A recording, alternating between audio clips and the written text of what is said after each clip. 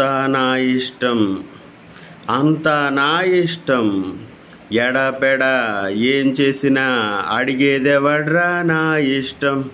ఏంటి కొణిదెల నాగబాబు గారి కౌరవుడు సినిమాలో సాంగ్ నాకెందుకు గుర్తొచ్చింది అనుకుంటున్నారా? ఇక్కడ ప్రొద్దుటూరులో తల్లి లక్ష్మీదేవిని హత్య చేశాడు కదా యశ్వంత్ రెడ్డి.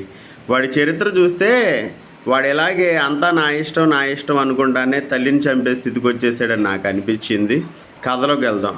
ప్రొద్దుటూరులో నివసించే భాస్కర్ రెడ్డి లక్ష్మీదేవి దంపతులకు ఒక్కనొక్క కొడుకు యశ్వంత్ రెడ్డి. తల్లి స్కూల్ టీచర్గా పనిచేసేది. ఆవిడ తెచ్చే సంపాదన పైనే మరి తండ్రి బతికేవాడు. తండ్రికి సరైన ఉద్యోగం లేదు. కొడుకును కూడా ఆమె చూసుకునేది. వాడిని ఎలాగైనా సరే మంచి ప్రయోజకుడిని చేయాలని చెప్పి తల్లి కలలుగా అంది. దానికి తగ్గట్టుగానే చదివిస్తుంటే వీడు స్కూల్ డేస్ తర్వాత నేను ఇంకా చదువుకోనని చెప్పి మరి కాలేజీ ఎడ్యుకేషన్ ఎంతవరకు చదివాడో నాకు కూడా సరిగ్గా తెలియదు, వివరాలు మన దగ్గర లేవు.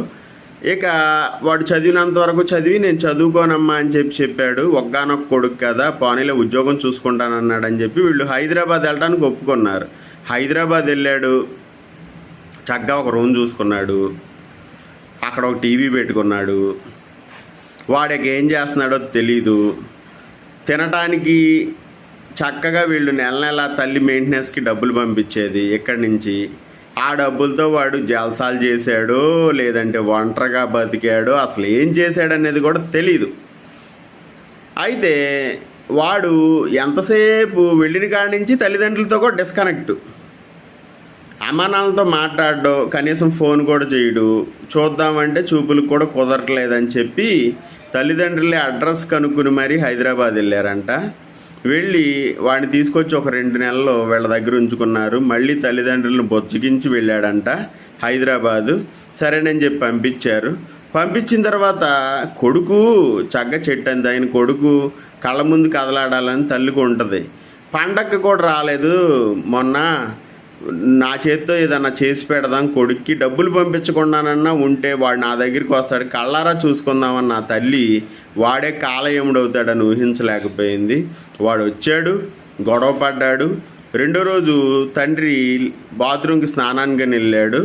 వీడు తల్లితో గొడవ స్టార్ట్ చేసి నేను దేవుడికే డబ్బులు పంపించవా అని చెప్పి గొడవ పడటం మొదలెట్టాడు. అంటే వీళ్ళకు పుట్టిన దేవుడు అని చెప్పి వాడి ఫీలింగ్ అన్నమాట.